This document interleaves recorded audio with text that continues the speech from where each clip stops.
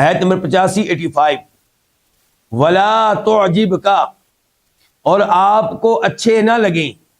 آپ کو بھلے نہ لگیں، ولا تعجب لا نہیں، توجب اچھے لگیں بھلے لگیں، کا تجھے کیا، اموالہم ان کے مال، و اولادہم اور ان کی اولادیں، انما یرید اللہ سوائے اس کے نہیں اللہ چاہتا ہے، ان یعذبا کہ وہ عذاب دے ہم ان کو، بہا ان چیزوں کے ساتھ، فی الدنیا دنیا میں، وتزہق اور نکلے، انفسہم ان کی جانیں، وہم جبکہ وہ کافرون کفر کرنے والے ہوں۔ اس آیت کی تفسیر کیا ہے؟ آج ہمارے کئی نوجوان وہ یورپ کی ترقی کو دیکھ کے بڑا متاثر ہوتے ہیں، بہت مرعوب ہوتے ہیں اور بہت پریشان ہوتے ہیں کہ مسلمان بیچارے پیچھے رہ گیا، کیا بنے گا؟ اور ہم ان نوجوانوں کو دیکھ کے پریشان ہوتے ہیں،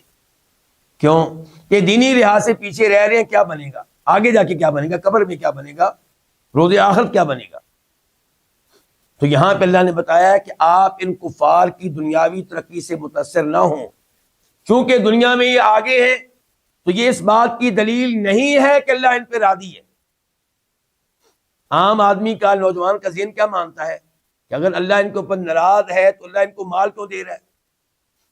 اللہ ان کو اتنی ترقی کیوں دے رہا ہے؟ تو اللہ تعالیٰ نے یہ بات بہت پہلے کہہ دی تھی کہ آپ نے ان کے مال کو دیکھ کے متاثر نہیں ہونا، ان کی اولاد، ان کے جوان بیٹے، صحت مند بیٹے، ان کو دیکھ کے متاثر نہیں ہونا، یہ اللہ کے ان پہ راضی ہونے کی دلیل نہیں ہے۔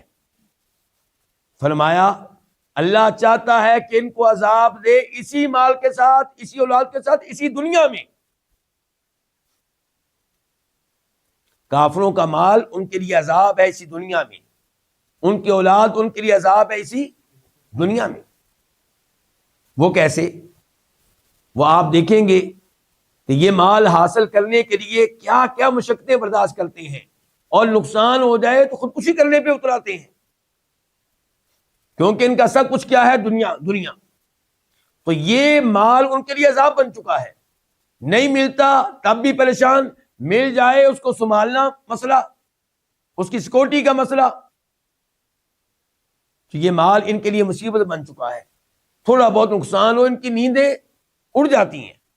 اور اولاد کی بھی ایسی صورتحال ہے۔ تو یہ چیزیں ان کے لیے دنیا میں بھی عذاب ہیں، دوسرے نمبر پہ اس لحاظ سے عذاب ہیں کہ اس مال کی محبت میں، اولاد کی محبت میں اتنے ڈوبے رہتے ہیں کہ اللہ کے بارے میں سوچتے نہیں،